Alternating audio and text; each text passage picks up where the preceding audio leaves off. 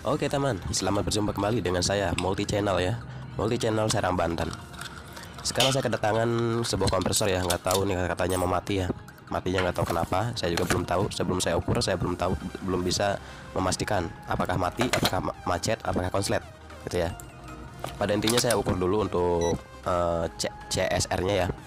Untuk C itu common ya, untuk S itu start, dan untuk R itu running, gitu. Jadi kita ukur untuk pin tersebut. Kita buka dulu untuk relaynya ya. Buka sebelum upload dibuka, kita buka relaynya dulu. Dan sekarang kita lanjut untuk mengukur pin-pin tersebut ya, CSR ini ya. Ini harus terhubung ya, untuk kompresor seperti ini harus terhubung. Kalau nggak terhubung, intinya dia mati ya. Kita lihat, ini hidup ya, dan ini juga hidup. Untuk ketiga pin itu harus hidup ya, harus hidup. Dan kita nanti ukur ke body ya, ke body jangan sampai hidup. Ini bagus ya, semua pin bagus ini terukur. Dan ke body dia nggak konslet, yang artinya kompresor itu nggak konslet ya. Jadi kumparan tersebut masih terhubung dengan bagus ya. Oke, mungkin langsung kita coba untuk membongkarnya saja karena ini kondisinya macet ya. Tetapi sebelum kita membongkar, kita harus mengetes dulu ya, ngetes dulu ampernya berapa gitu sebelum kita membongkar. Karena untuk memastikan ya, saya mengukur untuk memastikan kondisi kompresor itu seperti ini ya, mengukur dan mencoba melihat ampere ya. Kita siapkan ampernya, tang ampernya ya.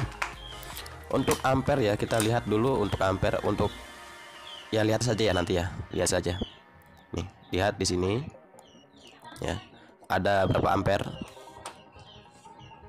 Dan hasilnya 4,4 ya ampere ya, 4,3 ampere ya.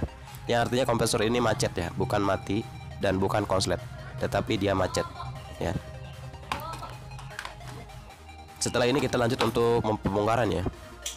Tuh, nanti sebentar lagi dia akan mati. Nah, dia mati ya, dia ngejeplak, dia sangat panas karena dia macet ya, gitu, panas sekali. Overload memutus kalau dia macet ya. Kalau kompresor ini macet, dia overload akan memutus. Oke, kita rapikan dan kita persiapkan untuk membongkarnya. Karena ini katanya sudah dipukul-pukul, sama saja masih belum bisa ya.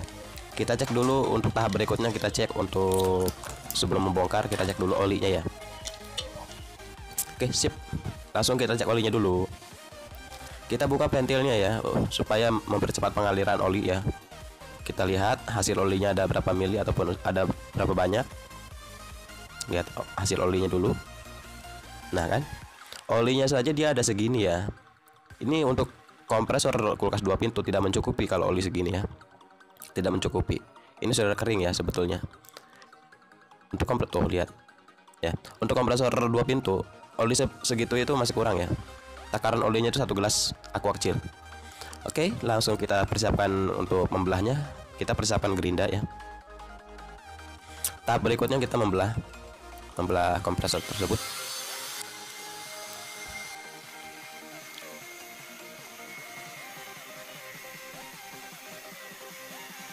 Untuk membelahnya jangan sampai bablas ya, ataupun jangan sampai terlalu dalam. Itu kan di situ ada shocknya ya. Jadi shock dalamnya itu jangan sampai kena ya. Kita kira-kira saja.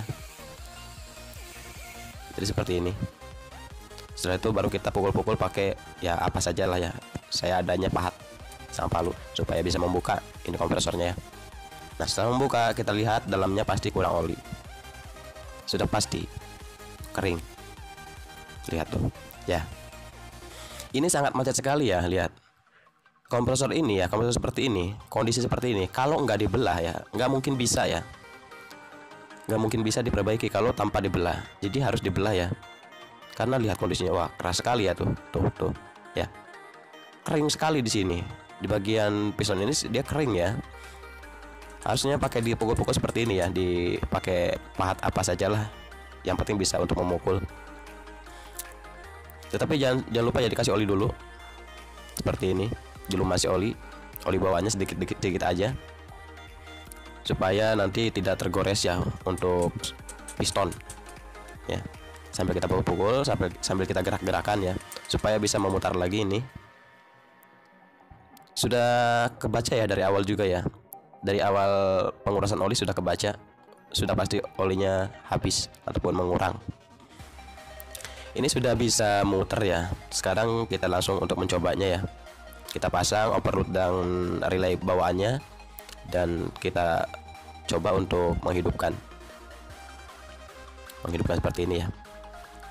Seperti biasa kita pasang ya untuk kelistrikannya, ke overload dan ke relay. Dan kita jangan lupa ya untuk melihat ini, kita harus melihat ampernya juga ya. Kita pasang tang ampernya.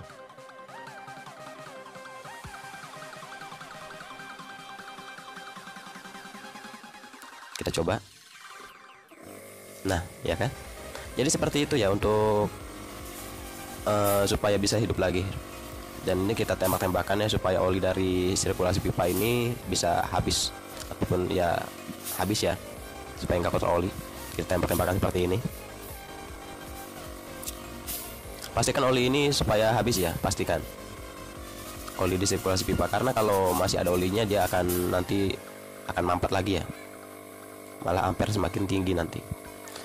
Untuk ampere dia 0,5 itu sudah normal ya, ampere 0,5 sudah normal.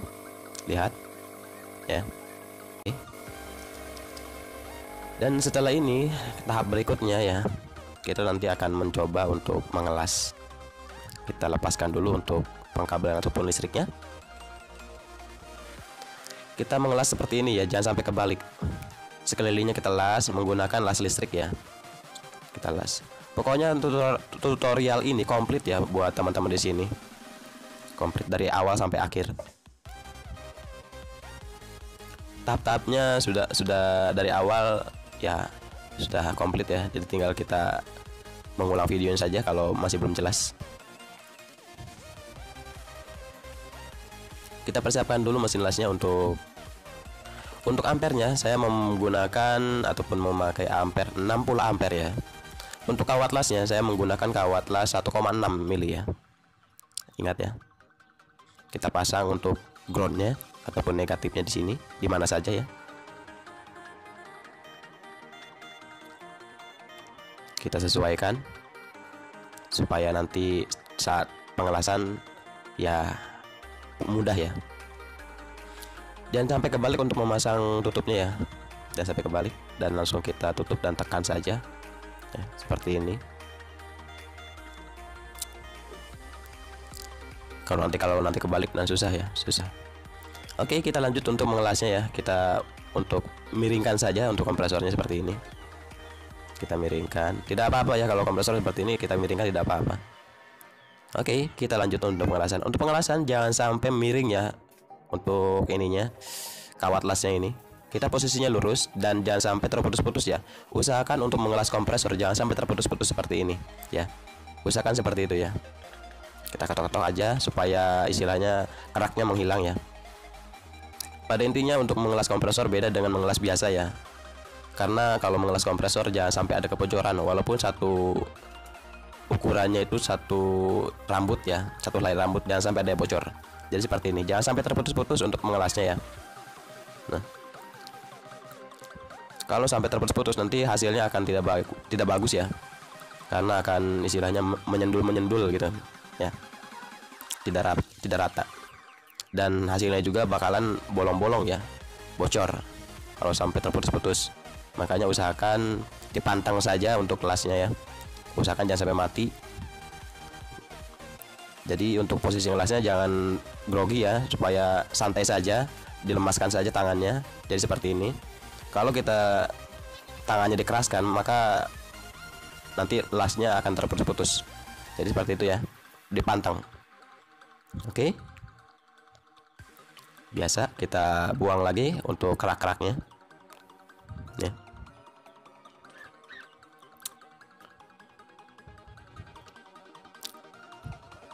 Tahap berikutnya masih satu baris lagi untuk mengelas. Seperti itu ya.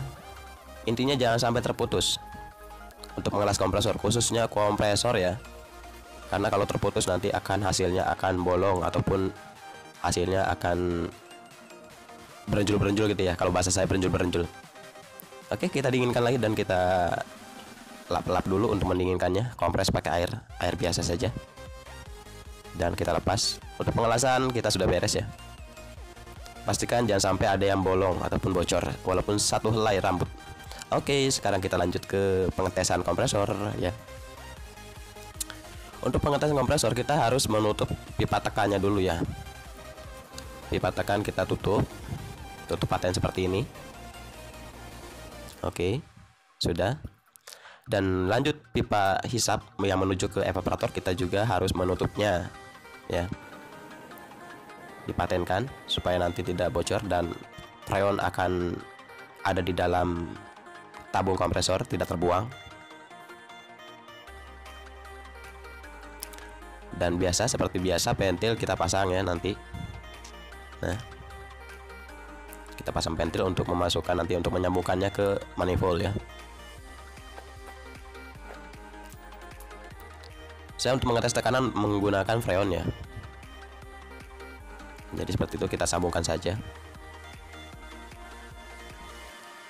Oke, saya akan melakukan pengisian freonnya ya. Untuk pengisian freon saya menggunakan 100 PSI ya. Untuk tekanan kompresor kulkas khususnya ya, pakai 100 PSI. Karena kompresor kulkas kondisi mati itu 80 PSI ya. Kondisi mati. Tetapi kalau untuk kondisi hidupnya dia maksimalnya 20 PSI. Sekarang saya akan mengisi dengan maksimal 100 PSI untuk lebih amannya lagi, untuk memastikan tidak ada kebocoran ya, seperti ini. Oke, kemungkinan sudah bagus. Kita lanjut untuk pengetesan di air ya. Oke, sudah 100 PSI ya, sebegini, tidak mengurang lagi, aman ya. Dan kita lihat jalurnya ya, masih aman, tidak ada kebocoran. Dan pipa tekan aman, yang kita tadi tutup itu ya, yang saya tutup aman, nggak ada kebocoran. Itu untuk pipa tekannya ya, aman juga. Pipa hisap aman, dan pipa yang menuju ke evaporator juga aman ya, nggak ada kebocoran. Tuh lihat ya, nggak ada kebocoran lagi. Dan sekelilingnya juga aman. Kalau ada kebocoran dia akan ada gelembung-gelembung air ya. Kalau ada kebocoran, walaupun sedikit pasti ada gelembung air kalau ada kebocoran, tetapi ini hasilnya aman ya. Tuh lihat, nggak ada sedikit pun gelembung air, padahal sudah menggunakan tekanan 100 PSI ya. Itu hasilnya ya. Kita cek lagi untuk ininya, tekanannya tidak mengurang ya, masih seperti ini, tidak mengurang. Lihat ya. Pada intinya untuk pengetesan jangan sampai ada gelembung air ya. Pastikan tidak ada gelembung air dan pastikan tidak bocor ya. Seperti ini. Kita ulang lagi, kita lihat lagi.